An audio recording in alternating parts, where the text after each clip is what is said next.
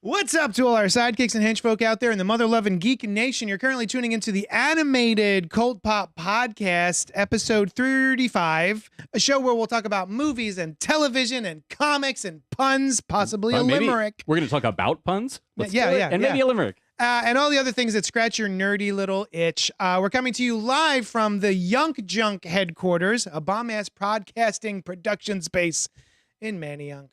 I'm your animated host, Johnny Destructo of Johnny Destructo's Hero Complex, located at 4327 Main Street. It's a comic book stop that caters to you specifically. So come in and buy. I got so much stuff for you specifically just sitting there. So if you could show up and buy it, it'd be great. With me tonight are Brian. We are here. Hi, Brian. Hi. It's just the two of us. Do you think we can do it if we try? Probably not. No, You and I have no faith in maybe I either should of have us. sung it. But and then- Dylan's here. Oh, it's not just So I me. guess it is just the three of us. The illusion is shattered. Yeah. Dylan the Great. So remember, if anything goes wrong, it's Brian's fault. Oh, don't remember that. Strike it from the mind. Before we get into tonight's discussions, we want to thank you for hanging out with us. Don't feel free. Feel obligated. Yeah. To comment, like, subscribe. Don't feel free. Feel obligated. Yeah, to hit the bell Listeners, icon. I love it. Yeah, I love that. So you know when we go live and add new content. Additionally, we want you to email us at cultpopgo@gmail.com, just like these two gentlemen did, because we got letters. Is that right? Motherfucker. We got lots and lots and lots and lots of letters. What, did you not want me to sing it like that? Oh, nope, I didn't. Oh, okay. All right, here we go. We have an email. The first email is called "You Say Magneto, I Say Magneto." Nice. I guarantee that's how he meant me to say that title. I assume. Hey guys, It's not written in the International Phonetics alphabet. I saw no. Well, the thing that they write so you know how to pronounce stuff. Yeah. That's Like when you weird go that- to Yeah, the yeah. dictionary. Like the dictionary. Yeah. Hi guys, he says. I saw a reel from the show where Brian admitted, like an idiot, to he didn't write that. I added that in. Well. To Thank you for producing- coming clean on that one. To pronouncing Magneto as Magneto Yes. for years due to Yes. his power of magnetism prior to the X-Men cartoon establishing the Magneto pronunciation. Mm-hmm. As luck would have it, shortly afterwards, I was reading my floppy copy of Nova Volume 1, Number 20, July 1978, Oh. when I stumbled upon this in the bullpen bulletins page, and he attached an actual screenshot of it, or a photograph. Turns out screenshots are in real life are called photographs. Yeah. It's only when you shoot the screen that it's. Wait, if you took a picture of a computer or a TV, It's still a screenshot. Yeah. You took a shot of a It's screen. like an old-fashioned Yeah. screenshot. Old-timey. Old-timey Yeah. screenshot.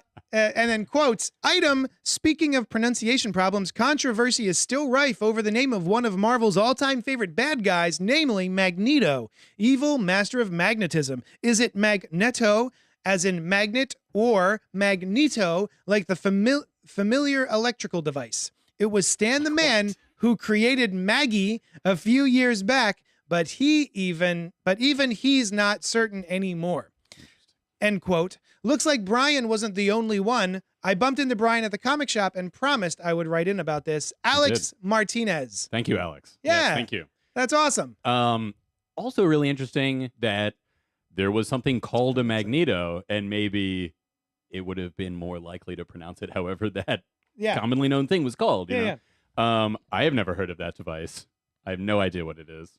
But yes, thank you for pointing out. And why would you think it was Magneto? Other than that, you read it, Magneto. Magneto. You know? Yeah. Makes sense. Why not? I don't know why I knew it was Magneto. Maybe the X-Men show. And Yeah, probably. Who knows? Yeah. But now I will say, he said I admitted it. The connotation of admitted is that I was sorry or felt shame. We tried our hardest to shame you. You did try. You're unshameable. Well, not about this. So thank you, Alejandro. We have another email. This one says, mirror, mirror on the black wall. Oh. I'm getting all these notifications that we're live. Oh, cool. What's up? It's been a minute since I've sent an email to your boy, No, it's your boy. Oh. Charles in Chattanooga. That's Excellent. right. AKA Hal 2814. There you go. Yes. AKA Green Lantern Tribble. Yes. Hope everyone is having a good summer so far. I just wanted to know what anyone who's watched the first 3 episodes of Black Mirror on Netflix thought. I know Brian hasn't watched any. It's true. So everyone else chime in. That's me. Yeah. I personally dropped off Black Mirror because the endings were so dark and soul-sucking, but I loved Bandersnatch. Right? Bandersnatch. Yes. With the choices viewers could make to change the outcome of the episode. So, hopefully at least one of you watched the new season and has an opinion on its first 3 episodes. Until next time, ... Charles and Chattanooga. That's it. That's it. So, have you actually watched any of the Black... Here's the thing. Just the other day, we watched... what was it? The one with Bryce Dallas Howard. Yes. Something. Nosedive. Yeah. And so good. We're like planning to watch the other ones, but we're like, oh, let's watch that one. Yeah. So I fell off too for a very, very similar reason. I'm like, there's 2 episodes that don't fit this, and Nosedive is one of them. Everything else is like, what if there was this idea and it turned out as poorly as it possibly could for everyone? Yeah. And I'm like, I had enough of this. Yeah. Understandable. Yeah. So I've heard the last season is really good. It's got the guy from Sherlock. It's got Anthony Mackie. And I've heard some of this season is really good. Yeah. So I'm going to get back to it. Well, I'm here to tell you that I have watched the first 3 episodes of Black Mirror, this new season. I don't even know what season it is. Season 6, maybe? 5, I believe. 5. I think. And it's awesome. So the very first episode, the only reason I went back to it immediately was because so many people were talking about the first episode. Joan is awful. Yes, I've heard a lot about it. Right? Yes. Yeah, this like people were talking about Black Mirror again, which sort of died off the past 6 years. The past 6 years. So like 36 years. So I was like, oh, you know what? And I like her. She's from TV? Snaps. Movie. Yes, Okay. TV. She's from Filmed Entertainment. Excellent. And she's great. But what is the show with Dan Mirror? Levy? Daniel well, I knew it a second ago. Catherine O'Hara. Schitt's Creek. Schitt's Creek. Yes. She's from Schitt's Creek. And Who the is first she in episode Schitt's Creek? She's the sister. Oh, the sort really? of like flighty Annie Murphy. Yeah, yes. That she's the Fantastic. star of the first episode. Excellent. And so it's really, really good. Nice. I really, really enjoyed it. And then watched the next 2 episodes, which were, if you don't like dark stuff, the next 2 episodes 2 and 3, are horror stories. Okay. The second one has almost nothing to do with technology. Okay. It's just a spooky murder story. And then the third one involves these 2 astronauts. It's a revisionist history, fictionalized, wherein astronauts go to space, but they have a sort of a life model decoy that lives on Earth that they're able to transplant their brains to. So they spend most of their time with their loved ones in a life model decoy. And then when stuff goes wrong up in the satellite or where their mission, they pop back up and they're able to do stuff. Oh, okay. Why didn't they send the decoy out there? It's a good question. Thank you. Anyway, I guess because if they send the decoy and something goes wrong with the decoy, then your astronauts are still on Earth. But if something goes wrong with the decoy on Earth, it doesn't really matter. It's more of a convience for our astronauts I got you. than a necessity. We're giving you this bonus. Yeah, like you get to go home and nothing goes wrong up on the moon. And everything ends really well. Nothing goes wrong. Like not just ends well, but everything is fine the whole time. The whole time. It's a really pleasant experience. It's just like kind of chit chat. And until the murders. There's murders. Oh. So very, very dark, but also very good. Cool. I'm a big horror fan anyway, so the fact that it's done this sort of mild pivot from futuristic sci-fi terror to straight up horror stories. You're still into it. I'm still into it. Cool. Yeah, they're both in my wheelhouse. I got you. In the what's it called? The chat. Noel's Noel is typing along as we discuss. He's Schitt's Creek. Yeah. What's up, Cult Popper? Says Robert. Hey, Robert. And Terry says too active for my passive viewing. I don't know what that comment was in reference to. He's gonna pay too much attention to Black Mirror or this. Oh. Yeah. Both. Yeah. Dylan, are you watching Black Mirror? Yes, I actually am. Oh, I think I watched all of them besides the last one. All right. Oh, so okay. I have seen the first 3. Okay, I have a question. Yeah. Because I heard that other people's viewing experiences, depending on, I guess if you have a different Netflix account, the list of episodes is different. So my first episode was Jonah's Awesome. My second episode I've had the same as yours. The second was like the horror one where the kids are making the documentary. Yeah. Oh, okay, cool. And then third, I've heard the same thing about never, different shows too. About yeah, like, me too. And I've never that really aren't like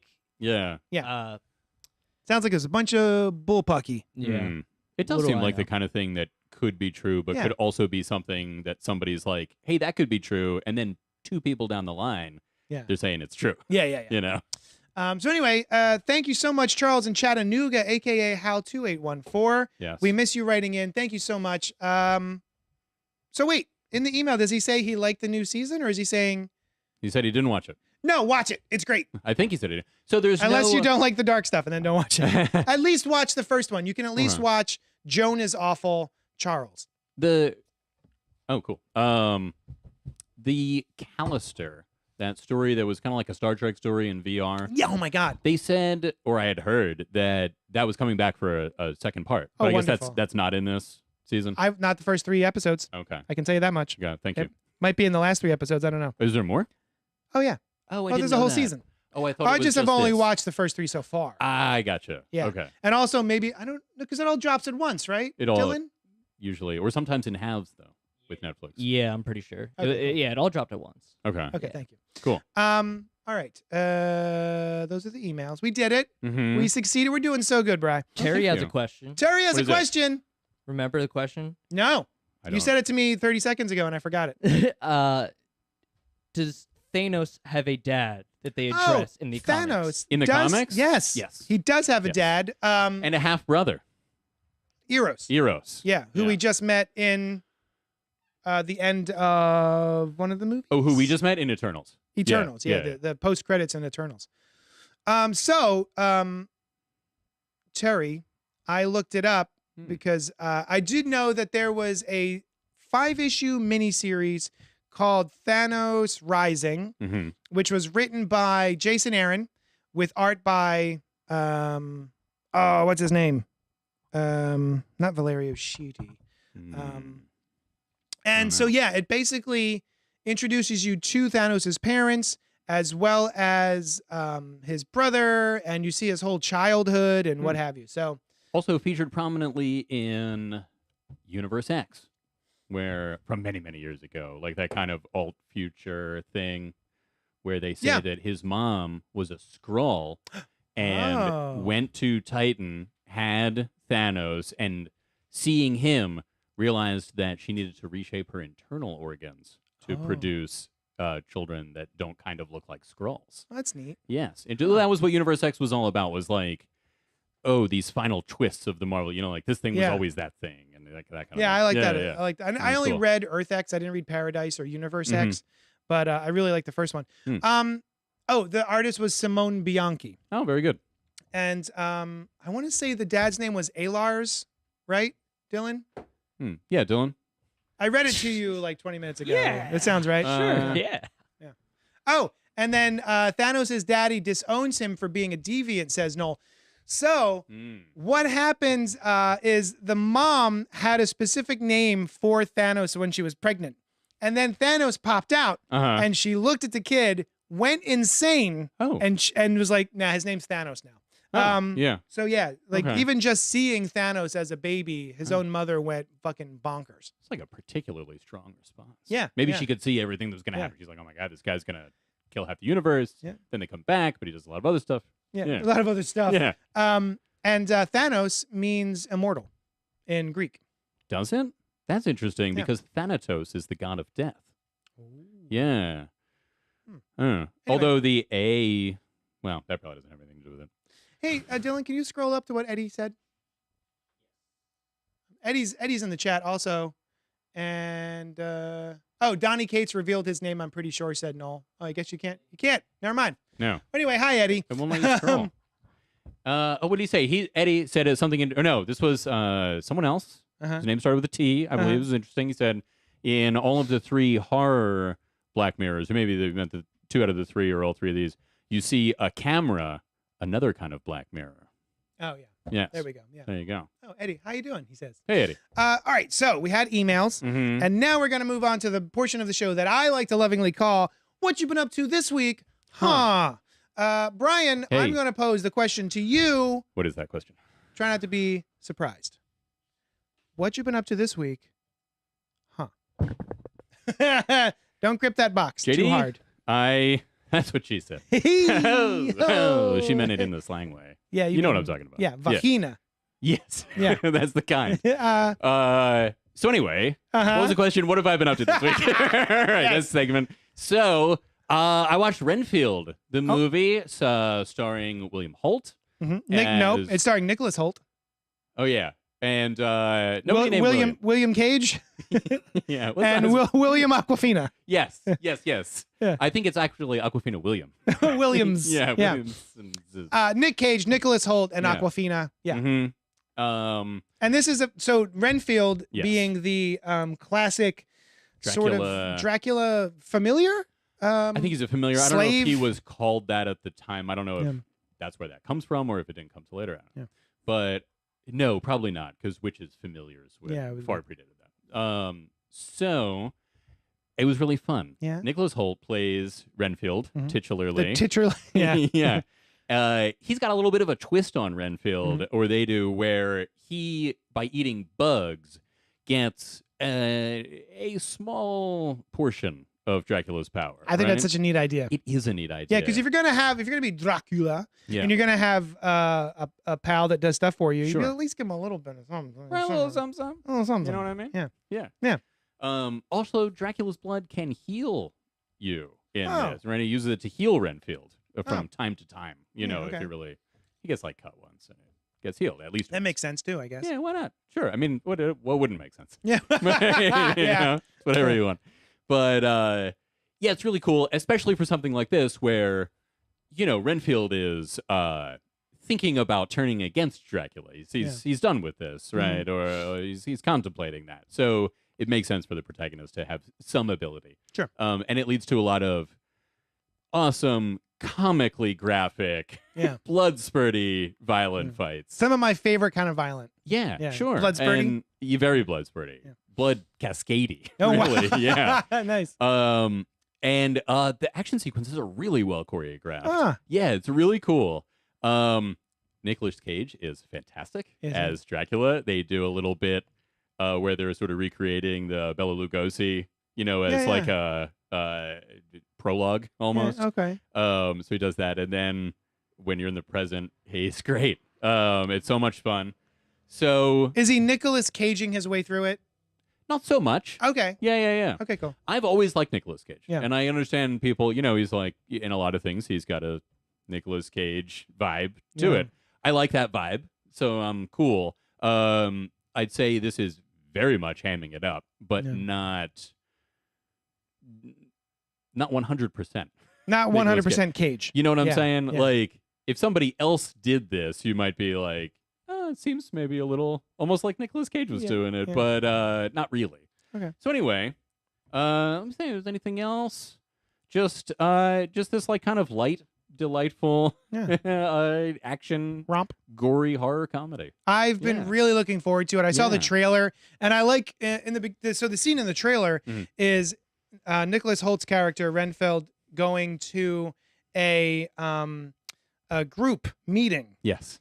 And I believe it's for people who are in abusive relationships, maybe. Yes. And so he's talking about his abusive relationship in a way that everyone's like, "Oh yeah, I totally get that sort of thing," and we're all in the same kind of boat. But of course, he's talking about Dracula, right? Yeah, which is a cute setup for the character, introduce you to the character. So I've been dying to see this movie. I just haven't gotten around to it. Yeah, so I was the same way for a little while, and I'd even heard.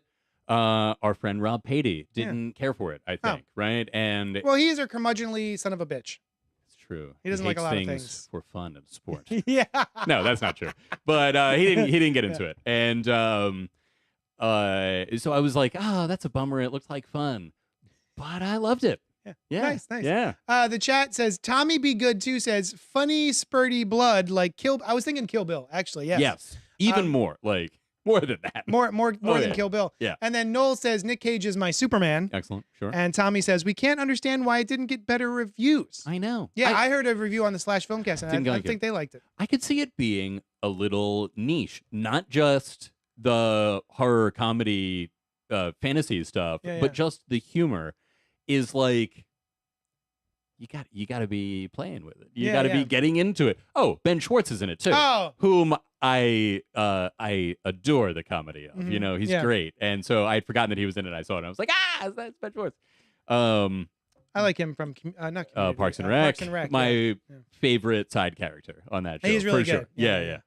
Yeah. But I think that's what it is are there uproarious laughs? Is it insanely clever? Yes. Is it going to be you, JD's favorite movie? Yes. In the last 10 million years? Yes. No. The answer to all those is no. Damn it. Well, actually, no. The answer to the first two is no. Okay. I don't know how your feeling will be about it. But anyway, since everyone's forgotten the actual question that I asked, is it uproariously funny, like extremely finely crafted? No. Some of the jokes are like visible a mile away, but it's like, oh, that was funny. Okay. You know? Yeah, it's good. I'm definitely going to check it out. What I've been up to this week is Yellow Jackets, season 2. We've been sort of plowing our way through that. So do you know what Yellow Jackets is? Do you know what the conceit is? No, I've just seen that image, that antlered person in yellow, I think. Yeah. So Yellow Jackets is a TV show that takes place in 2 times, in the, I want to say early 90s. Okay. And also now. Okay. So there was a group of, they're a sports team, a female sports team in high school. What sport? Soccer, probably. Could be lacrosse too. That happens a lot in TV. Maybe it's lacrosse. I don't know. Yeah, field hockey. That's classic. It's TV women's sport. What's this hockey? With foosball. Foosball. Yeah, they're probably a foosball team, and they go on a plane to go to the foosball tournaments, and they crash, and they're stuck there for a very long time, and they get up to some gross and horrible shenanigans, and then it also intercuts with those same characters, well, the ones that are left now, dealing with the repercussions of the fallout from that. Sure. So the first season is fine. What kind of stuff are we talking? We're talking like things that would be horrible but could happen in this world, or are we talking? I mean, it's a little supernatural. Okay. There is a supernatural element to it that starts to develop as it goes. I got you. But there's some people eating. Oh, I see. Yeah. Is it like that song, the one-armed foosball purple people eater? Yeah. Right? Yeah. Which I never understood if the they were reference. to mean the the foosball reference, because who knows, why would they sing about that? But is it an eater of purple people, or a people eater whom is purple? Who is purple? Whomst. Yeah, it's obviously the first one. Yeah. Or the second one. Noel says it's soccer. Which is basically foosball. That was what you said. I mean, foosball is a reproduction of soccer, just like pool. So I was pretty much right. Is like croquet. Pool, indoor croquet. I don't know either pool or croquet. You don't know pool the game? No. On a green table? Oh, pool! Yeah. I love that game. Yeah. I love pooling. Yeah. I pool so hard. Yeah. You're pooled with the best of them. Yeah. I'm a real pooler. He's a pooler. Terry said, my boys are properly using the mics. I'm so happy. Noel says, creators have insisted that there is no supernatural shenanigans going on. Take that as you will. Oh. Creators of this show? Or just creators of other things. I created this cake. And my take on it is, no, that's interesting. The creators of this show said no supernatural. Because I had heard that there probably were, and that was kind of the only thing There's that a lot I of might have watched it for. Spooky stuff happening in this show. It's a surprise to me. And also maybe a potential spoiler. Because I thought it was supernatural. So yeah, the second season. Also, it's got Juliette Lewis, Christina Ricci, and Melanie Linsky, who is wonderful. She's so much fun in this show specifically. We just recently saw her in the zombie apocalypse show with the mushrooms. The Last of Us. Last of Us. She was in The Last of Us. And there is a sequence in this season where Melanie Linsky has to go get her van back from someone who's stolen it. And it is the best scene of the entire show so far. She absolutely kills it. Oh, sweet. It's so good. I think she may be up for an Emmy for it or something. Oh, is that right? Yeah. But do you think I would like this show? No, probably not. Probably not. Okay, cool. Yeah. Especially if there's no supernatural stuff, as the creators have. Yeah, it's pretty dark and it's not a good time. It's not a romp. That's what I thought. Even from that promotional image, it looks like it's horror-ish and not the kind, but borderline maybe the surreal kind that I would get into, but maybe not. And with what Noel says about the creators, I'm not. There's plenty of it's not for you. I'm not in. Yeah. All right. So that's what we've been up to this week. Huh. But then we were also up to some other stuff. Is that so right? our main discussions tonight? I think. Oh, right. Yeah. Well, you go ahead. JD had called me and we were talking because there is a writer's strike going on right now and a Screen Actors Guild strike. Yeah. And we are not part of either of those guilds, but we are talking about stuff that they do. And so JD was concerned if we would be doing something that we wouldn't want to do by doing this show, right? Yeah.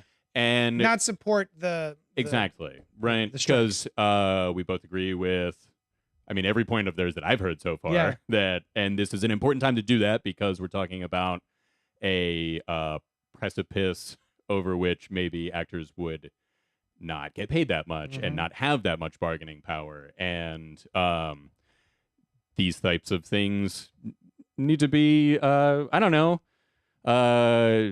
hesitate to say controlled, but corporations who have easily the power to exploit others. The way that they use these things, we agree. These deals need to be worked out well. So anyway, to make a long story short, JD was worried if we should go on. We consulted with Variety, published something that said people who are reviewing shows, that's fine. That is not called for. Like I said, we're not members of those guilds. Anyway, we are hobbyists that do this for fun. And we're just talking about shows. But we looked into it, and we just wanted to let you all know where both of us stood on the matter for whatever that's worth, but also because we didn't want you to think that we were doing something that we shouldn't do. I wanted to support the strikes as much as I can. And so I was a little nervous about doing the show. I'm like, maybe we should just also not be doing the show.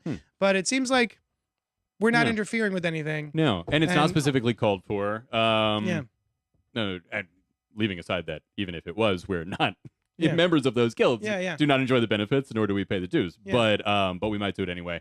I also saw Neil Gaiman made a comment. People said, should we? I've been hearing we shouldn't go to see movies because we should boycott these movies so that the studios know that this is important. Neil Gaiman said, no, absolutely, do not do that. One, that is not being called for. Two, if those movies don't do well, one of the lines the studios are taking is, we don't have enough money to do the royalties. Look, no one goes to movies anymore. Right. And so they could say, rightly or wrongly, look, we don't have enough money. So go and see those things. Actors aren't going to get residuals that they already have in their contracts if you don't see those things. And that's a good point. So I hadn't thought of that either, and I read it, and seemed like a good point. And then I saw someone else was like, I'm going to cancel I canceled all of my streaming services in solidarity with the strike, and so the people came out and they were like, no, don't do that. We haven't called for that yet. If you do it now, it means nothing. Right, you just can't. We don't know why they. If we call for it, then you do it, and then they'll know that it's because of this, not because you just ran out of money. Now, to be fair, I saw an actor say, "Look, I'm not going to say anything that would potentially break the rules of the strike, but for what it's worth, I have canceled my streaming services." In response to a question. I don't think he just came out and said it. Gotcha. But, I mean, people are trying to do the right thing, and nobody knows exactly, and there's different perspectives, and you find out more. So if anybody canceled it, I think is no, re-up, and then again, the actors get rejected. Just keep going back and forth. Let them know. It's like when you're hitting one of those boxing things in the movies, and maybe in real life. Things in the movies. Like punching bags. Yes. But the kind that you can just like, you know what I mean? When they're doing it real fast. Speed bag. A speed bag. Speed bag. Thank you, Dylan. Because that's where people keep their speed. Yeah. Right. R Moon says, what's up, fellas? Thank you guys for finding a way to support everyone. Noel says, there's no consumer boycott called for at this time. Business as usual for the consumer, but you can donate to the strike fund to help strikers pay medical bills and eat while striking. I thought you were breaking into a southern accent there for a second. Medical bills. Medical bills. Yeah. It was all right. Our Moon says, going to SDCC, expect it to be more subdued, and I'm looking forward to more comic stuff at the con. There you are. Yeah. My Adventures with Superman. 3 episodes have dropped. They sure have. We were going to do this last week, but we weren't here. So episodes 1, 2, and 3. It's an Adult Swim show. Yeah. ... question mark. Yeah. Face. Like, why? It drops at midnight. That's weird. Why is this dropping at midnight on Adult Swim and then the next day on Max? Maybe he's about to get real graphic. Oh. Episode 4. You know what I'm Wow. talking about? I'm talking about a 3-way with Jimmy and Lois and Superman. And these are the adventures that we're mostly going to be focusing on. Nice. Yeah. And then he's like, you hear about it. They pay lip service. Like, oh, I just took care of some aliens, you guys. Yeah, it was as he so flies good. in. Yeah. And then, Man, Mongol, he was rough. Anyway, put that in my mouth. Yeah. He's syntax and stuff. Intonation, emphasis. That's really the heart of it. Starring Jack Quaid, Alice Lee as Lois, Jack Quaid as Superman Clark Kent. Spoiler alert. So wait, do you mean to tell me that Clark Kent and Superman are one and the same? I'm so sorry. What? Ishmael Saeed and Chris Parnell. Yes, that took me for a loop. Who does he play? He plays Deathstroke. the guy who, to skip ahead to the end of the credits of the first one, I was like, oh, that was Deathstroke. Yeah. When I saw his name in the credits. See, he has both eyes, but his hair is covering an eye, so it's kind of like an eye patch. And he wears orange and blue, and he's got white hair, and what have you. But he's certainly not in traditional Deathstroke role. Or the kind of army thing that he's in is usually in his backstory, if it's there at all. Clark Kent builds his secret Superman identity and embraces his role as the hero of Metropolis while sharing adventures and falling in love with Lois, a star investigative journalist, and then also takes Jimmy Olsen under his wing. So the first thing I noticed, big to do, my folks, the first thing we see is a sign. It's a road sign, and it says Metropolis is this many miles away. Yeah. Smallville is 4 miles away. That's right. So he's not living in Smallville? What? His house. Yeah. There's a sign in front of his house, and it's how many miles to certain places. I thought that was... That's his house. Right. And in front of his house is a sign that says Smallville 4 miles. Which means he doesn't live in Smallville. He lives 4 miles outside of Smallville. So where does he live? Maybe this show is bullshit and I hate it. Maybe they're talking about the city center. Maybe. It's a 4-mile wide city, which I really have no idea if that's big for a town. I just thought that was strange. Is that big for a town? No. 4 miles for a town, Dylan? You're going to say Smallville? Okay, yeah. I mean, it's called Small. And Ville. So anyway, I tease, but I was like, that's a weird decision to make. That is weird. He doesn't live in Smallville. He lives 4 miles outside of Smallville. I thought it was more... He lives in Smallerville. He's a small suburb of Smallville. I thought, and this is probably why they made this enjoyable error that you've caught, that they wanted to show you, for whatever reason, Smallville is kind of close to Metropolis, and you see both of those in the first shot. Yeah. But, yeah, you're right. 4 miles. Or maybe he's even in, JD, right? So Smallville is kind of town that has a general store that Mon Pa Kent ran in the Silver Age, right? It's kind of like... Did they? They did, actually. Cool. They sold the farm and ran a general store. I didn't remember that. And Smallville was probably in New Jersey. It wasn't in Kansas until the Richard Donner movies. No kidding. No kidding. Oh, wow. I did not know that. Yeah. I am not big on my pre-crisis lore for soups. Yeah. Whereas I am quite big. Yeah, that's like your jam. It's one butter. Of my myriad jams. And butters. So... Oh, yeah. Maybe it's one of those towns that, there's the town, and then there's farmland all around the town. Right. And so he's like, it's Smallville, but the town limits are actually a little further. Okay. Yeah. All right. Cool. Nah, Smallerville is better. Smallville. So did you watch all 3 episodes? Candor. Oh, my God. Smallerville. That's adorable. It would be kind of a jerk move. That would be really Stop, rude. Smallerville. Look at me, regular-sized guy. What did you think of the first 3 episodes of My Adventures with Superman? I loved them. I know you did. Yeah. They were great. They're it's weird. You talked about the Adult Swim-ness. Yeah. Like, why is it on that? It is very much like a show that kids could watch, but also it's got a little of the Samurai Jack. You'd want to watch this at any age. It's not tonally similar to Samurai Jack. I would say maybe Legend of Korra and okay. I didn't watch those, but yeah, from Avatar: what I hear. the Last Airbender. Yes, seriously taken. Yeah, but still very whimsical. Whimsical, yes, which is a style that I really like. Same. The relationship between Clark and Lois is endearing from moment one. Yeah, and I'll tell you, one of the things I noticed that I really enjoyed was that Lois, for the first time in a very long time, with all the different iterations of Lois and Clark, is falling for Clark immediately before she even knows about Superman. Because for the longest time, it was always Lois sees Superman, loves Superman, really interested in that guy, and then Clark is like the deep doop top, you know, like, oh, all right, Smallville, get out of here. Yeah. I'm looking at pecs over here. Yeah. So the fact that they're already connecting on an emotional level before Superman is even a thing, I was like, oh, I like this. Yeah. Which I feel like has been a bit of a trend in recent stuff, right? And I can't think of where I saw it recently, but maybe it was in the New 52. I don't remember, but I feel like it was an adapted property. And I like that. Yeah. You know, that she's like into Clark. And then, in fact, I thought it was even a little odd, I think, in episode 3, Superman and Lois meet. And she's clearly into Superman, too. As well, yeah. Right. Yeah. I mean, who isn't? And why wouldn't you be? And also, if it's one of those things where you're really connecting with him on a deep level, well, it makes sense. It's the same guy. Yeah. Yeah, right. Something about this guy. Yeah. When in fact, you could see her being like, what the hell? You know how torn I was between the two of you? Yeah. Or maybe just this is great.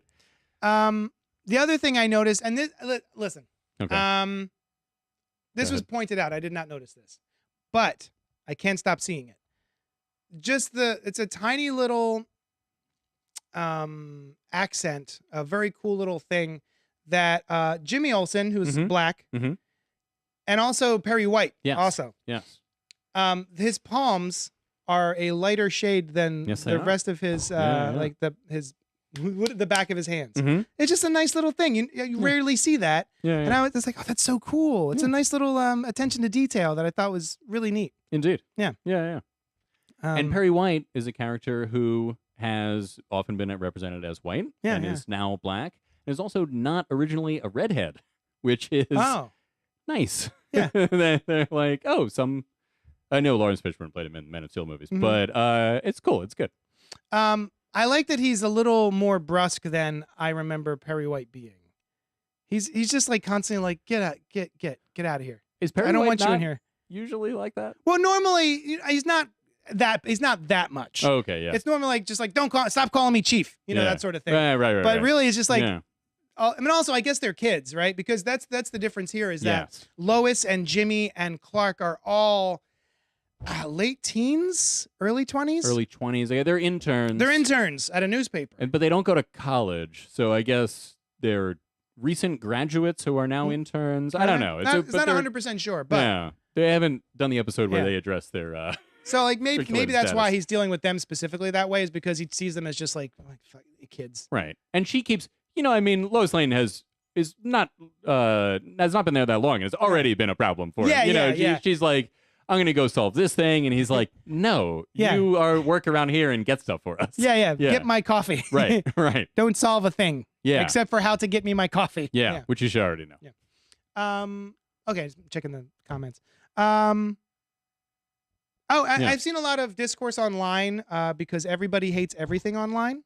Well, the people that do talk about it. You know what I'm saying? Yeah, it's true. Like Twitter is all abuzz with everything they hate about this show. Like they don't like that Clark stumbles over his words and is nervous around Lois. And it's like, what else is Clark Kent around Lois Lane or anyone in the beginning? Yeah, right. Yeah, it's always been that way, except for I guess in the Snyderverse. Right? They don't even meet as Clark. Like, she knows him as Superman well before he takes on the Clark Kent identity. And just stuff like that. Like, everyone's complaining about. And he doesn't really. He like stumbles in a way that's like, I'm cute. really into you right away. Yeah, yeah. You know, and like I don't know what to say around you, but yeah, I think it's nice. I sort of always love the interplay when two people are interested in each other and it makes them nervous to be around each other. Yes. I always like that in my fiction. It's kind of adorable and but sweet. in your real life, it's kind of I hate it in real life. Awful. I hate it. It's the just, worst feeling. Right. Yeah, but seeing it in other people, like, you like that. Yeah. Because you like horror and that. Yeah, it's true. Right. Is there anything you don't like about this show? Is there anything you're like, I wouldn't have done that? I don't like how they portrayed Deathstroke. That was the other thing. They were like, oh, Deathstroke's like a pretty boy and blah, blah, blah. And I mean, yeah, you still got two eyes. You know? Yeah. Not that you can't be very good looking with one eye. I know, What right? I mean, That's right? rude. A lot of people, I just want to make that clear. Okay. Right. But it's weird. I don't necessarily dislike it, but I noticed that when people's hair goes over something, you can see the black line of it through that, which is not how hair is, but is also, hair's not opaque either. So, you know what I mean? Before we get into anything like that, of which I don't have many or any, but we haven't talked about Superman. that guy's in the show. Yeah. The Superman stuff is cool. What do you feel? Another one of the things that people hate is the Sailor Moon-esque transformation sequence. Wasn't that just that first time? Does he? Yeah, I guess. But that's when he gets the costume. Yeah. Oh, is that? I guess you're right. Yeah, he's like being suited with the costume. Yeah. It's not. That's in universe. He's got a ray of light and a costume around him. You know. Yeah, I think. I think it's a fun nod that he starts off with no red trunks and Ma Can is like, you know, right, you need something. Of course, that means that they are made out of like earth materials. Yeah. And will get burned off whenever something happens that destroys. So we'll need to replace them. But that was one of the things that I remember from the John Byrne era is his suit was also indestructible, right? No. No? Oh, no. shit. The reverse, actually. It was destructible. It was super destructible. No, what it was even a slight breeze would tear it apart. Destruct it. Yeah. But, in the old days, in the Silver Age, for most of that, the suit was indestructible. It was from Krypton. Oh. Maybe had been woven from his baby blanket. I don't know where that came into it, but it was indestructible. Yeah. And there was only one of them. In the John Byrne era, his mom made it for him, and it was anything that was very, very close to his skin was protected by like his invulnerability was like an aura, right? Yeah. So same way the Flash has aura. Yeah, but like closer even. I mean, it only did this one thing. Yeah. You know, it's like I pictured it as like all of his cells have a little aura invulnerability field, and so the ones on the outside it extends a little bit, right? Sure, yeah. And which also gives a good reason for why he would wear a skin tight outfit, right? And since he's the first, and it did a very cool visual thing where it's like, oh, if Superman's really in trouble, costume gets torn out. I see, yeah. You know, the cape gets torn up, and it allowed that as opposed to the Silver Age where that couldn't happen. Yeah. So that was the deal. Okay, cool. Yeah. But I like the transformation, and I like the way the suit looks. It is funny that like as he goes in and out of Earth's atmosphere and hits the high temperatures, his suit will be fine except for his trunks. Yeah. Like, he will always be burning off his trunks. Yeah. That thing really burned my trunks, he'll say. A classic saying. Yeah. What else do you have to say about Superman? So they're doing one of those things where it looks like Jor-El is not such a great guy in the beginning. Is that it, or is it just I kind of just So when we first are introduced to Jor-El, he is speaking Kryptonian. Yes, and it's very harsh-sounding Kryptonian. Neither very harsh-sounding. So to me, it was just like when people speak German, and they're saying something really nice, but you're like, oh, that sounds like they're angry. Yeah. So you have come along for you, my boy. Yeah. Like that. Except it's in Kryptonian. Yeah, because he's not German. Right. As far as we know. Could be German Kryptonian. Yeah. I don't know how that works. Do you think that Jor-El is a bad guy, or just like speaks a certain way? I think he's imposing looking, right? And he speaks in this harsh sounding language. And he, although Clark did get those visions of robots taking over stuff, whether that's a flashback of the past or a premonition, undecided for us. No, I assume they're doing the kind of thing like with Smallville, where he's bad in the beginning, and that's a bit of a twist, but I don't think they're gonna make Jor-El bad. Yeah. But you had wondered if that was even Jor-El. Yeah. Well, because he looked so menacing, I was like, is there some reason that Zod would be talking to whoever crashed the ship or whoever belonged in the ship. And I, for some reason, I thought his crest looked less like an S and more like the Z of Zod. So it does a bit. It's very stylized, almost Kingdom Come looking. Yeah. Yes. Yeah. Yeah. Ooh, Yeah. My all-time favorite Superman Is that right? S shield it's a is good the S. Kingdom Come. I almost got it on my shoulder. Even though don't like Superman is not your main guy by any not, means. But it's a good. It's a good S. Robert Monroe says, "How was the indestructible suit made from the baby blanket? I never understood how his mother made it." So here's how it went down. She unwove the baby blanket because the thread was indestructible. Was destructible. No, the thread was indestructible. Could not be destructed. Okay.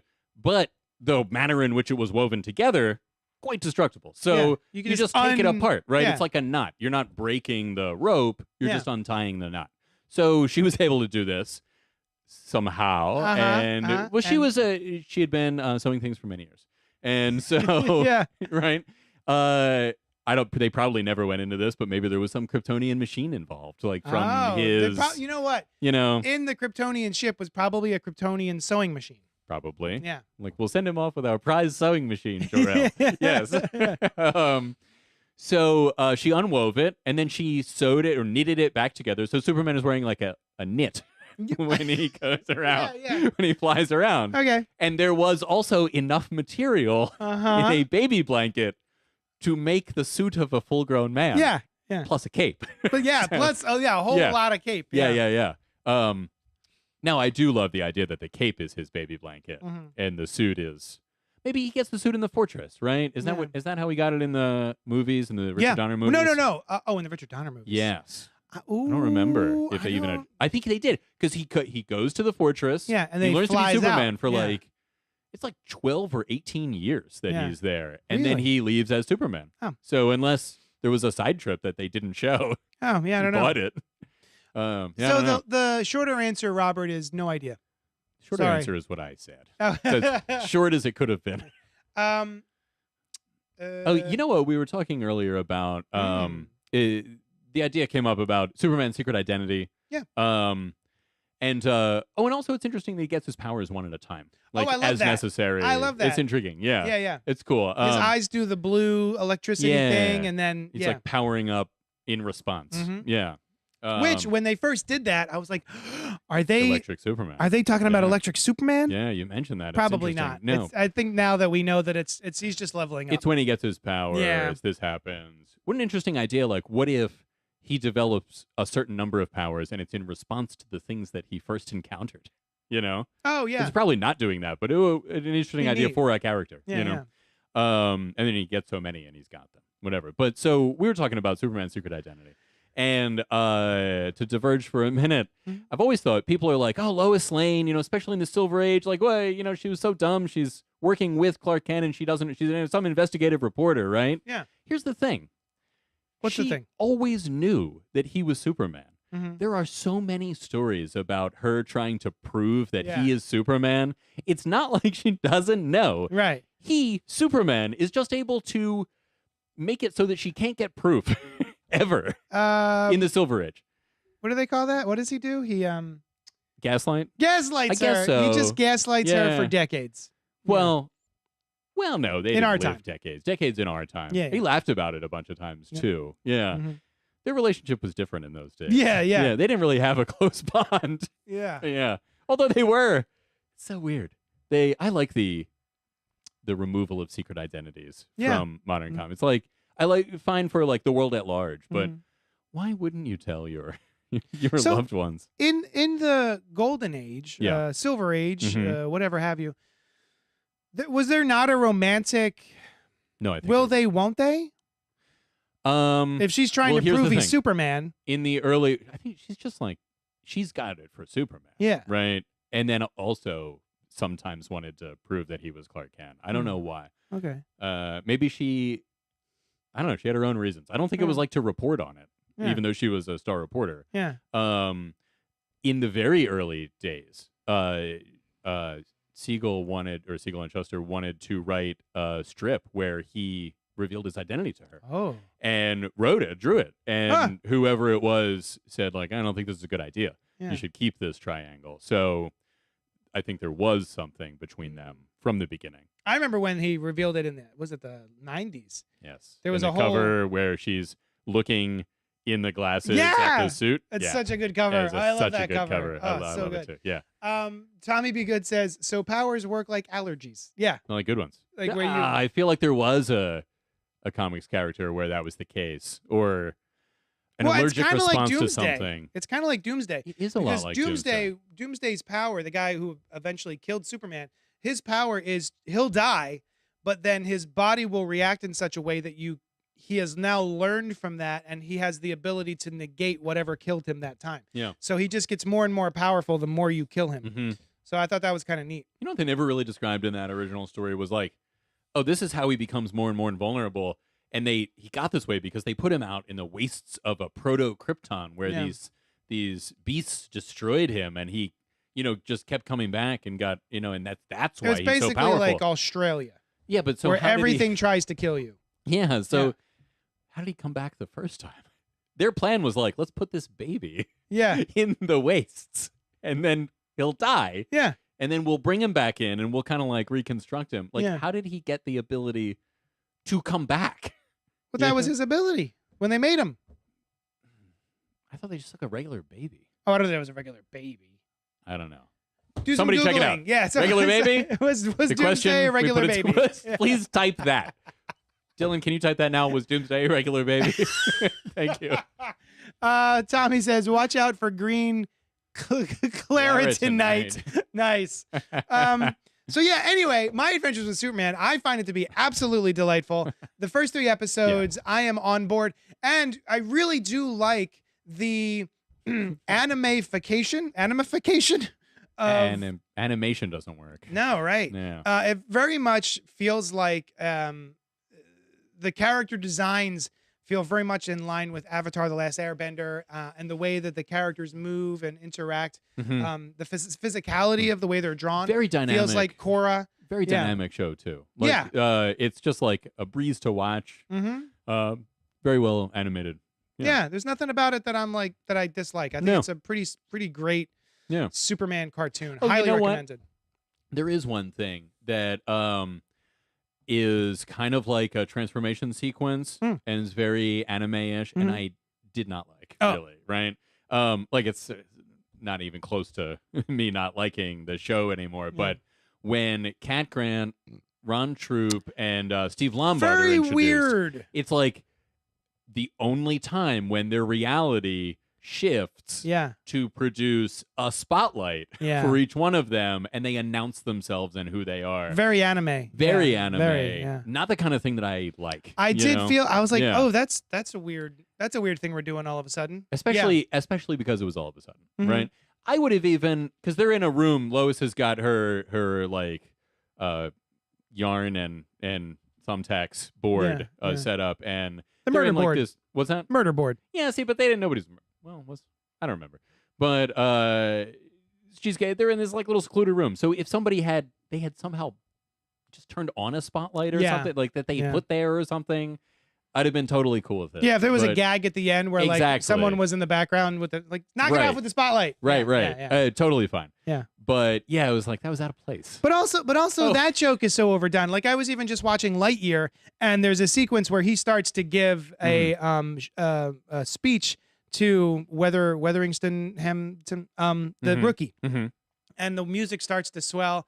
And then in mid-sentence, he turns back to... And somebody's got the... And he's like, would you stop that? And she turns off the music. I saw that in your shop. It's the scene that I've seen from Lightyear. The one scene, It's a good scene. But that's the other thing, is like that bit has also been done a lot. Yeah. I hear you, yeah. Like I still appreciate it if the artistry of it is done well. Yeah. But yes, I've seen it before, and so I'm not wowed. But also, even though it's been used before, it at least lets you know... This is the kind of kind of show. This is where we're at. And that kind of self-aware irreverence is something that I like. Yeah. Now there was one thing that I both found fun and funny. So the News Kid Legion. Oh, classic Superman stuff, and brought in also with like their adult versions and their younger clones in the early Superboy like Carl Kessel, Tom Grummett Yeah. stuff, Yeah. and with Cadmus, Double X, and all that. So I really hold a special place for the News Boy Legion, they were called at the time, but News Kid Legion now. The funny part is, so these 5 kids, Lois is like, these are my ears on the street. They don't miss anything. They know it all. Like, these are like 5 kids in a city that's maybe bigger than New York. Yeah. And they don't miss anything that happens. Yeah. They're on bicycles. Right. They do not eat or sleep. These children, they just walk around or run around on bicycles. So they basically cover a 2-block area for Lois. Like, we don't miss anything if we can walk there. Very quickly. Yeah. But still, I love to see them. I don't think I've nice. seen. I may have seen the Legion in like one other property adapted, but cool to see. Yeah, even I was like, oh, that's kind of cool. It's a cute little thing. Jack Kirby, I think. Yes, it is. Yeah, you're right. With all the Cadmus stuff. Yeah. The closing credits is definitely a nod to anime, says Robert. 100%. I actually took a video on my phone because I was like, just to send it to the guys in the group chat. It's like, this is so anime. It's crazy. Yeah, it's very, very cool, though. Doesn't bother me that, we've got that influence. No, I'm not super into anime. No, not me. Me neither. No, honestly, a lot of times I see it and I'm like, that story looks really cool. Like, I really want to watch that story, but I'm not going to be into the way that it is told. Yeah. That probably is not true of all anime. Like, I haven't experienced enough to know.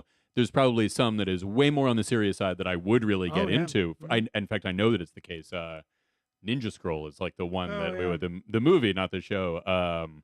And we loved it. We watched it so many times in college. But they react in a very emotional way. Yeah. It's always very quick bursts. At a 12. Yes. Always at level 12. From nowhere. Yeah. In short bursts and then gone. And it's often accompanied by like a solo focus on that character. And I just don't like it. I don't like seeing it, right? It doesn't bring you in emotionally to the story that's happening. No, it keeps puts you at a me distance. out of it. Yeah. Right? And probably if I grew up watching that as a kid, I maybe would like it, but it's just not my thing, and it's what's kept me out of a lot of animes. Other than that, style is great. I mean, we just watched Spirited Away recently, which is a phenomenal it's a perfect movie. I love that movie. Yeah. Spirited Away and Princess Mononoke are my 2 faves. Still haven't seen. You know who translated that? No. Neil Gaiman. Oh, I did know that actually at one point. I just forgot. No, that's awesome. Again. All right, so My Adventures with Superman, you highly recommend? I highly recommend. I highly recommend as well. Yeah. Netflix dropped a movie based on a graphic novel that we did for book club maybe about 6 years ago at my store called Nimona. And so Netflix did an animated film directed by Nick Bruno and Troy Quayne, starring Chloe Grace Moretz and Riz Ahmed, based on a graphic novel by N.D. Stevenson. When a knight in a futuristic medieval world is framed for a crime he didn't commit, the only one who can help him prove his innocence is Nimona, a mischievous teen. Hold on. Okay. Is it mischievous or mischievous? Well, what do you want? It's one of those. It's a mischievous teen who happens. Damn it. Mischievous. Teen she misplaced her chives. God damn it.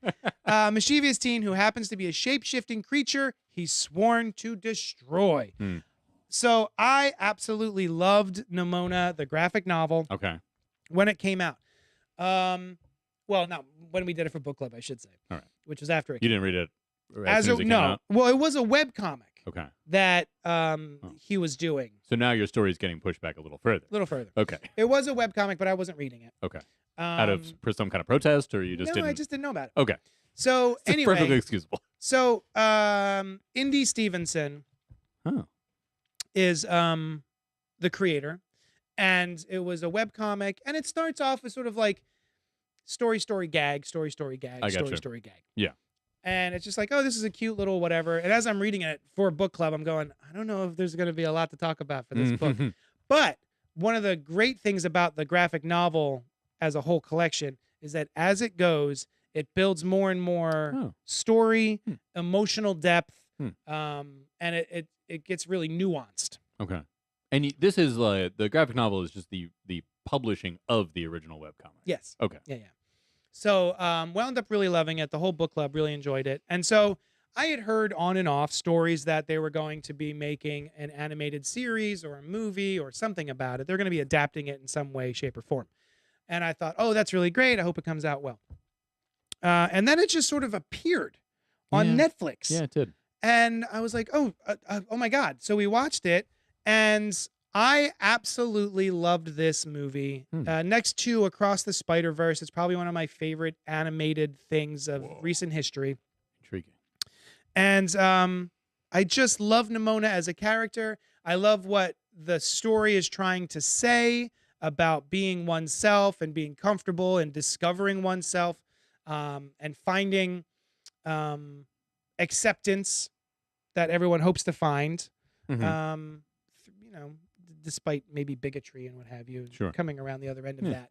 So I found it to be a really fun, uproariously funny at times. I really laughed out loud several times, and I also got a little emotional at times. I got a little choked up. So it's weird that we say emotional only for the sad things. Right? Yeah, I was emotionally laughing. Right. It was, right. Yeah. I was happy watching it. I had great. emotions the whole time. A myriad of them. So I'm curious to see what you thought of it, because you don't have the history with it. No, I don't. I also have a feeling you probably weren't that interested in even watching it. That's where you're wrong, JD. Oh my God. You couldn't be more wrong. I was that interested in watching it. I was intrigued. I mean, I could be more until I saw the trailer. It's an interesting question. Right? Yeah. Is it a gradient or a binary? The further away you are from the truth, You the didn't more even wrong watch you the are. movie. I did watch it. See, that's even wronger. Yeah. My assumption that you didn't like it, less wrong than me stating you didn't watch it. Or are both just like, wrong's wrong? No, I'm with you on this one, actually. Yeah. Yeah. The further away from the truth you are. Noel hates this conversation. Go on. Oh, yeah. So he didn't like that 2814 thing I said earlier either. I'm wrong. I'm the wrongest because you were interested in seeing it? I was interested. Oh. Yeah, I saw it. I was like, oh, that looks pretty cool. Now, I didn't read the graphic novel, and so I don't have that positive association going into it. And I saw the trailer, and I was like, I don't know if this doesn't look as cool as I thought it would. Okay. Right? But then... Was it the trailer? The one I had seen was Nimona showing up at the villain's house, or, lair. Yes. And just barging her way in. It's was very it that whole judgmental sequence? of you to call him the villain, JD, but... I mean, that's how he's presented. It's really kind of the lesson the whole movie is about. He's a piece of shit. You learned it well. So, I think it was. I think it was that trailer. Yeah. And I might have just seen part of it before or whatever. Okay. The animation style is great. Oh, it's so good. It's awesome. It's actually, whatever that animation style is called, is it cell-shaded? I don't know. I don't know, but I like it. It's certainly CG. Sure. It is computer-generated animation that I historically have hated. Is that right? Even the guys who did Avatar: The Last Airbender did like the Dragon Prince or something like that. And I was so excited. And then I turned it on and I was like, oh no, it's that shitty animation that I hate. So this is that shitty animation that I hate, but done so well that I love it. See, this is that shitty animation that I love. Yeah? I wouldn't even call it shitty. Oh, fine. I mean, all right, I did. Okay. But I wouldn't do it again. No, I actually, whenever I see something that looks like this, I'm like, cool. Okay. I like it. Oh. There was a Superman Batman thing that we reviewed that was kind of the most recent, Super Sons. Kind of has a similar look. And I think you liked that one as well. I did, actually. Yeah. Wasn't too keen on the animation, though. Ah, damn it. Yeah. Well, go on. Anyway, so we were watching it, and I was like, or I was watching it. I was like, I'm not feeling this. The trailer or the film? The film. Oh, okay. Right. So no, we progressed from me not feeling the trailer into just not feeling the film either. And I knew that you liked it a lot. And I was talking with Tamara, and I'm like, oh man, I feel bad because JD really likes this movie, and she's like, well, whatever you feel, and I'm like, well, but he liked it so much, and I'm gonna be like, JD, you're the wrongest. Yeah, exactly. And you should feel bad about it. And no quarter will be given. And I don't, not a single quarter. None. You want part of a quarter? Fuck you. It's not gonna happen. So yeah. So fair enough. Yeah. So no, I just wasn't into it. I don't know. I found her annoying. Although Chloe Grace Moretz, I'm all about. Yeah. I think she's great. The character, I was like, I can kind of see why people don't like you. Okay. Oh, so you did kill those guys, and well, they're not wrong about that, Nimona. Now I certainly feel for her by the end, right? Like she got dealt more than one bad turn. And that, that's bad. And I was happy with how it turned out for her, right? Yeah. But I was kind of like, ugh, you know. Yeah. Okay. Was there a turning point? No, right away. It was pretty much, where I felt like. That you liked it. Didn't you start this saying you liked the movie? No, I said I was looking forward to it. Oh. Yeah. Oh, I misread that. Yeah, no. Whoops. Sorry. I didn't hate it. Okay. No, I didn't hate it. But I wasn't really that into you were not it. charmed by her wiles? No. Her whimsy? There were times her when murderous whimsy? No, I was like, come on, man. What are you doing? Oh, I love her. Why are you being this way? And I mean, you find out why she's that way. No, that I understand. Yeah. It was more like but her stop it. Quit her style, not her trauma. Gotcha. I was like, I get that. Yeah. And I felt for her emotionally, more so throughout the film. Sure. I felt like in the beginning I was like, ugh, with this person. But also there's a relationship set up between the main guy, and not. It's not an antagonist. He's like, it's one of those things where they're in love, but then something comes between them, and I'm like, now I gotta sit around waiting for this to get resolved. Oh my God! I have to sit through a story. Yeah, but where things develop. It's one of those stories where you're like, well, I know where we need to get to, and I see it, and it's just there's been a misunderstanding, and it will be resolved, and I gotta wait for it to happen. Rather than, you know what I mean? It felt a lot like you weren't on board for the tale. I was not on board for the tale. Gotcha. And I was like feeling bad about that because I don't want to rain on your parade. You can rain, buddy. It's all right. I know. Ballister Bolthart is the main character. Our main knight. Yes. And then Ambrosius Goldenloin is his boyfriend. I didn't catch that last name. Yeah, Goldenloin. All right. Yeah. Now we're talking. Oh, I did love the mix of fantasy and sci-fi. Yeah. I love that. Yeah, that was cool. There's a fantasy world, and then 1,000 years passed, and now they have tech, too. Yeah. That's cool. I'm into that. Yeah. Not central conceit, where the squire, totally could have stopped everything and had an opportunity to, and knew that he should have, and didn't. I was like, well, what's that about? What's that about? Yeah. Cowardice, probably. I guess so, but I don't know. Yeah, I guess so. Yeah, I guess it was cowardice. Yeah.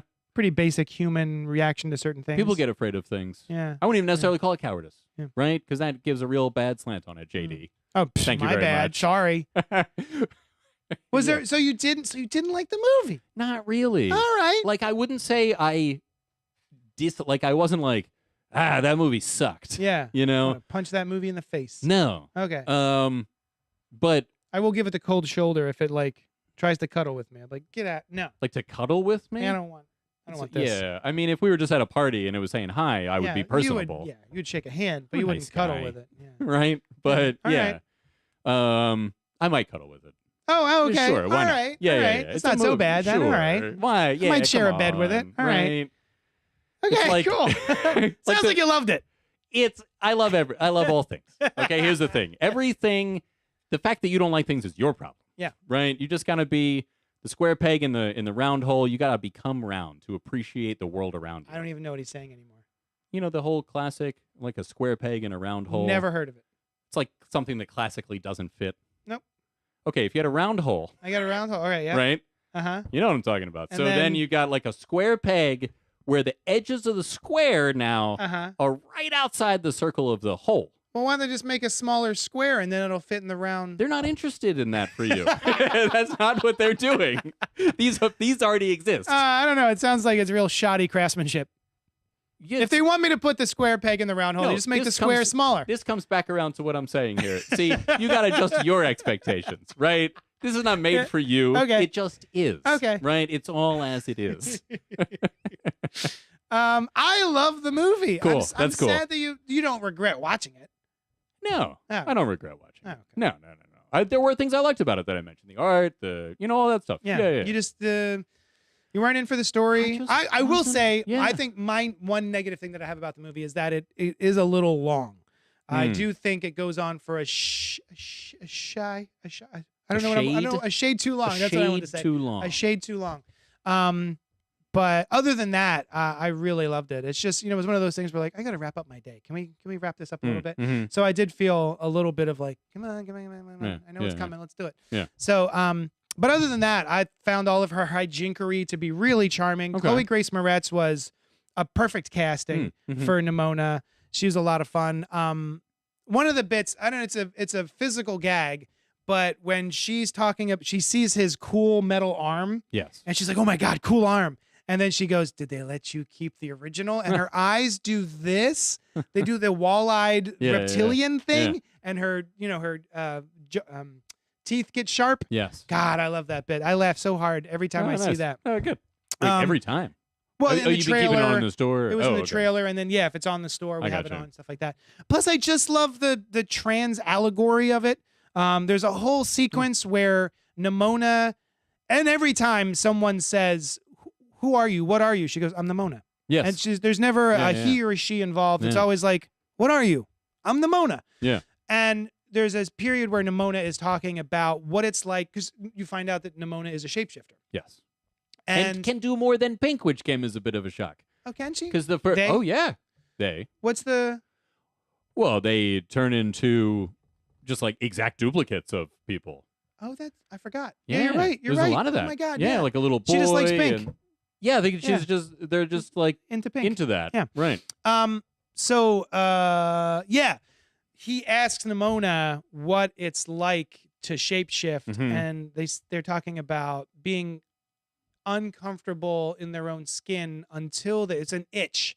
Yes. It's this itch that you can't scratch, and then once you transform and become this other thing, it's freeing and what have you. So I actually got quite moved by that, and I know exactly what this movie. It's not hidden at all. It's on its sleeve what this movie's talking about. Well, that's interesting. I did not get that specifically as a trans allegory. Oh, no kidding. I thought it was a really like cool non-binary concept.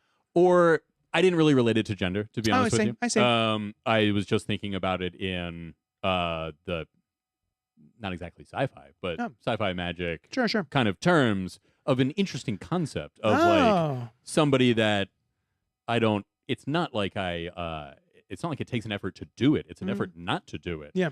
And then there's an element of like, I got to be me. I got to be myself. But I'm not disputing a trans or non-binary allegory, but that didn't come to me. Oh, I just thought it was very obvious. Oh, okay.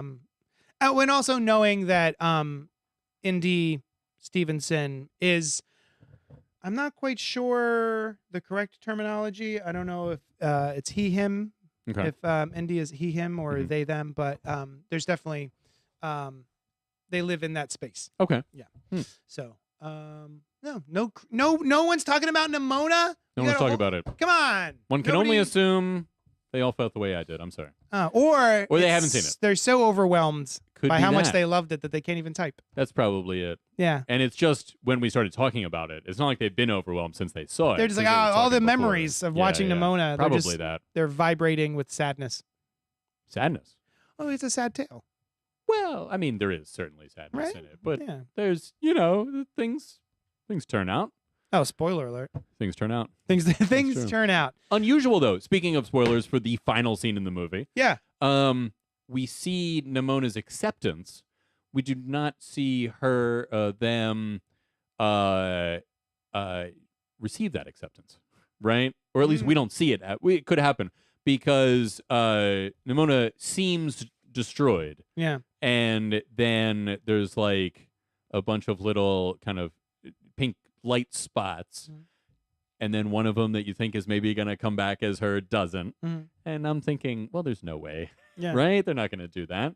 And then the final scene of the movie is the main guy turning into his house, and she says something, hi, or whatever. And he's like, oh, which is interesting, too, that they went there.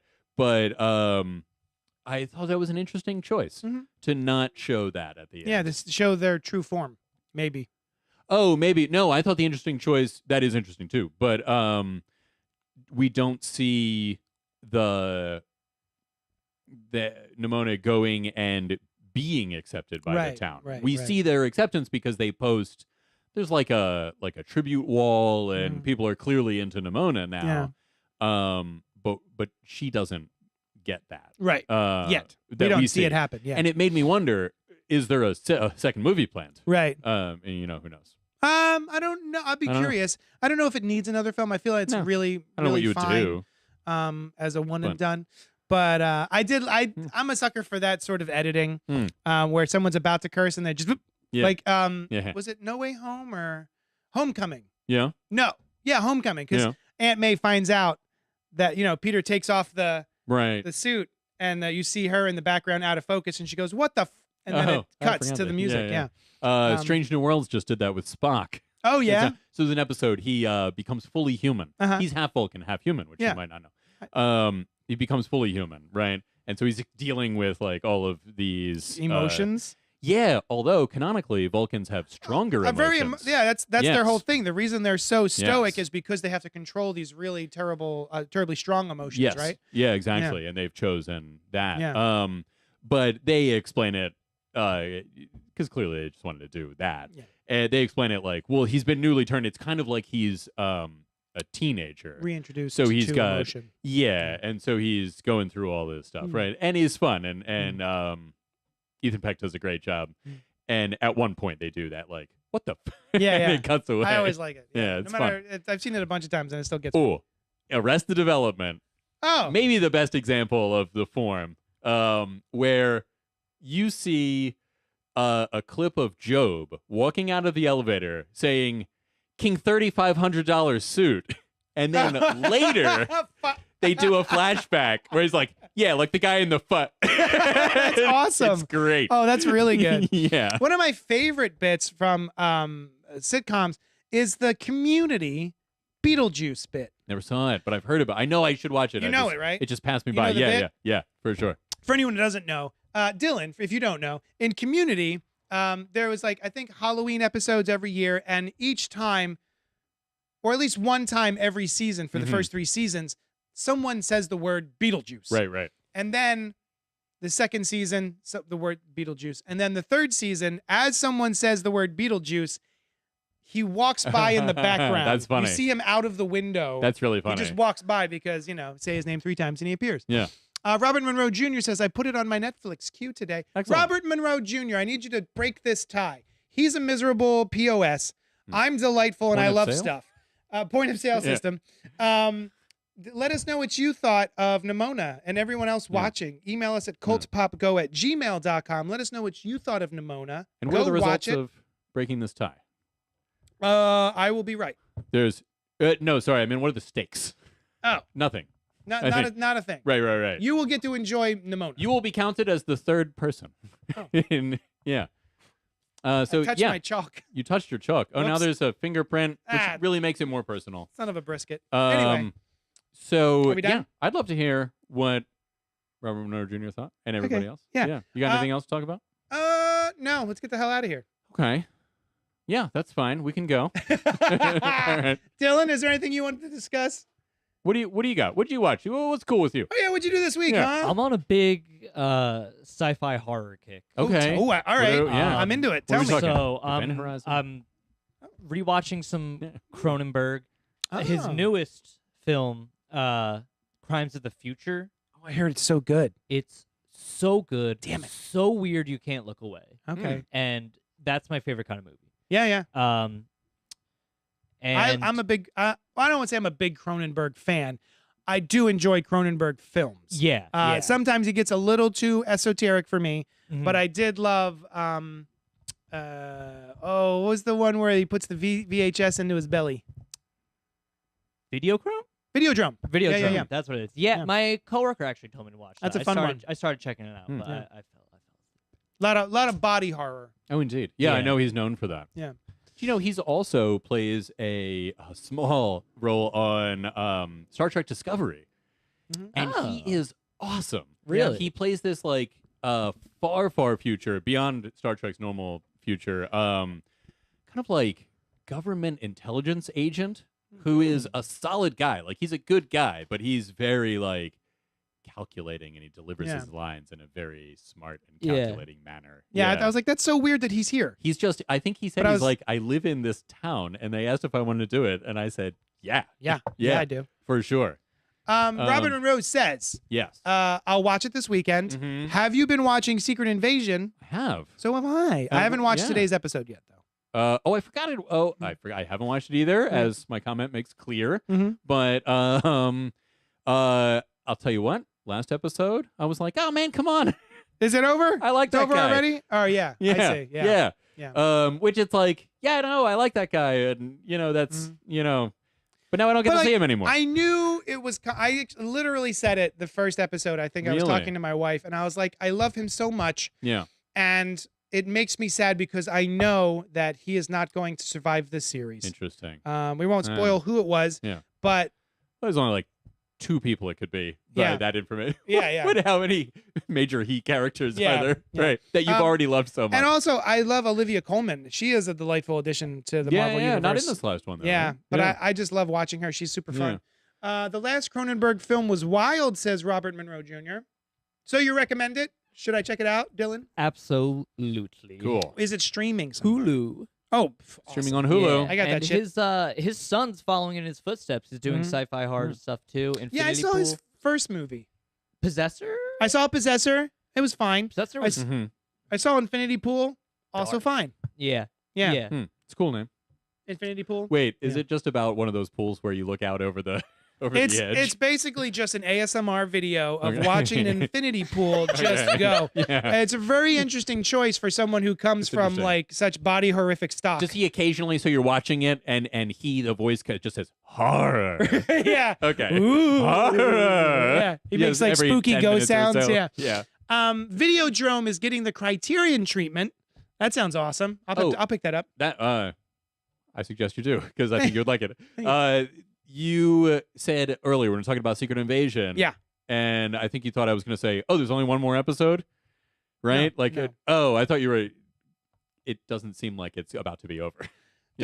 Wait, is there only one more episode? I think this is the last one. No, there's 6 episodes. Is this not 6? No. Oh, okay, it's fine then. Yeah. Okay. We have at least one more. Okay. All right. Yeah. 1, 2, 3. I think we have 4 so far, and then maybe today's 5. Okay. And then 6 will be next week. Oh, I guess I think so. Yeah. But it's wrapping up really quickly. Yeah, a little bit quicker with the storyline as it's been happening. I'm like, right. That hasn't not that much so far. Oh, have you seen the Terrifier movies? Listen to me, Robert Monroe Jr. I have tried. I have tried to watch the Terrifier movies. I watched the one that it's based on. There's a film, a really indie film that it's based on. And maybe it's called All Hallows Eve or something. But then I couldn't finish that. And I was like, you know what? Forget it. I'm just going to watch Terrifier 1. And I put on Terrifier 1 and I didn't finish that. When are these from? How long has this been going on? Oh, this is very recent. Oh, okay. Terrifier, the whatever that was based on originally was part of an anthology series. Okay. The Terrifier character, the clown character, Gus or whatever the fuck the guy's name is, the clown. Gus the clown. Art the clown. Art the clown. Art the clown. That's interesting. And it's just so indie, so inexpensive looking. Okay. And there is no discernible plot other than body horror. Well, not even body horror, just gore. Okay. Yeah, at least body horror is like kind of innovative at times. Into anything. No. This is just murders on murders on murders, and it's like, how gross can we be to make the murders? Okay. So I'm sorry, Robert Monroe Jr. Do you recommend any of the Terrifiers? Because I know that Terrifier 2 came out, and it was hubbub out the wazoo. A hubbub out the wazoo. Hubbub out the wazoo? And I was like, why is there so much hubbub about these wazoos when I saw Terrifier? I couldn't get through Terrifier 1. Wait, is a hubbub out of multiple wazoos? Multiple wazoos were being hubbubbed. Wait, hang on a second. I thought it was coming out of the wazoos. Now they're getting hubbubbed? Yeah. What is happening with these wazoos? They were hubbing and bubbing in and out of their wazoos. Sounds like a sock hop activity. Yes, yeah, we should make a beach blanket movie, you and I, where hubbin' and bubbin' in the wazoos. And the wazoos, yeah. Yeah, that'll be the main song. He says, I saw the second one with my daughter in the theater. She says that there are scenes that still make her queasy when she thinks about them. Yeah, I don't really care about gore stuff. I don't get affected by gore for the most part. I will say that go back to Yellow Jackets. There is a sequence in Yellow Jackets. Remember I talked to you about, telling you about there was some people eating. I remember I actually did feel a little queasy when we first are revealed the people eating. They do like Worcestershire sauce or something. They didn't put it. They didn't, You're yeah, like, ugh. they're. It's like 95% white kids, so there's no seasoning to be had. Oh, that's. Do you expect them to be pre-seasoned? Yeah, Okay. pre-seasoned Right. people. So I will say that there is a movie that sticks with me, Robert Monroe Jr., and that is Speak No Evil, which it's like, I want to say it's like a Swedish film. Okay. And the ending of that has left me so uneasy that it stuck with me for months after watching it, especially if you're a parent. So, yeah, those things, it's more the emotional connection to the thing that's happening than just like, oh, look, that person was sawed from the groin to their neck while hanging upside down. And then, none of that stuff really bothers me. I'm like, oh, okay, that's corn syrup. I remember a podcast that we both watched, Cracked. Oh, yeah. Or listened to. Yeah. A guy named Michael Swaim was on it. I remember it. Excellent. I always loved it when he was on. And talking about those things start to affect you more as you get older. And even if you don't have kids, you know people who have kids. And not just kids. It's just like life experience. You're like... And also our brain develops at 25 where we feel things a little differently and see things a little differently. And so, it's like, oh, yeah, the reality of that is a little different. And I'm not enjoying thinking about that or watching it the way that maybe you once did. Yeah, I remember I would have I would have friends growing up who were horror fans, and they'd be like older than me, and they're like, oh, I can't watch stuff with kids anymore. I'm like, oh, that's never going to be me. And now I'm like, oh, is there stuff with kids in it? Because I don't know if I can handle it. This is also the same age where you were like, yeah, Ariel and the Little Mermaid, you should go out and strike out on your own. You're 15 years old. You're an adult. You know what I mean? You know what I'm saying? Like, yeah. Or like when we watched Stargirl, I remember both of us saying, like, at a different age, we might have been like, yeah, go for it. Whereas now you're like, well, maybe the cosmic staff is not what you should be. Yeah, maybe listen to your stepfather. Yeah, your stepdad is like, maybe you shouldn't do this. Right. The ending of The Mist. Oh, Robert Monroe Jr. The ending of The Mist gave me nightmares as a new father. Brian, have you ever seen The Mist? Stephen King. It's a movie based on Stephen King's novella. I might have seen the TV movie, but I don't think I did. No. Okay. Oh, there was a TV show. Yes. After the movie. Like a long time ago. Dylan, have you seen The Mist? That's on my list, dude. A Mist. I don't know if it's streaming anywhere though. Yeah. Because I wanted to watch it because I'm on the big hard sci-fi kick, so I'm just like, one more. This is both of those things. Exactly. It's horror and sci-fi. It was that was recommended to me. Yeah. And I'm like, yeah, Stephen King, let's check it out. Watch The Mist. It's really good. The ending is one of my top 5 endings of all time. Really? Yes. Oh, interesting. I won't ruin it for you, but yeah, agreed, Robert. Good one. Cool. What are your other 4? Stop. And then right now. All right, are we done? I'm done. Out? We're done. All right. Thank you so much for hanging out with us. Hopefully we'll have more of the crew, the CultPop crew, with us next week. We missed you. Not Brian, you're here. You know what? I always miss you, even when you're right next to me. Oh, that's nice. We I missed wrote you, a whole Noel, letter and last Ramsey. time. About because I wasn't going to be here whether you guys did the show or not. Yeah. And I wrote a whole email for you. We got letters? You had a letter. Oh. And it was all about how you guys are great, but I'm not there, and that must suck. Yeah. And then a whole thing, all for naught. I wrote this letter. You could. I would have read it at the beginning of the show if you just sent it in. That's why. All right, guys. Thanks so much for hanging out with us, and we'll see you next week.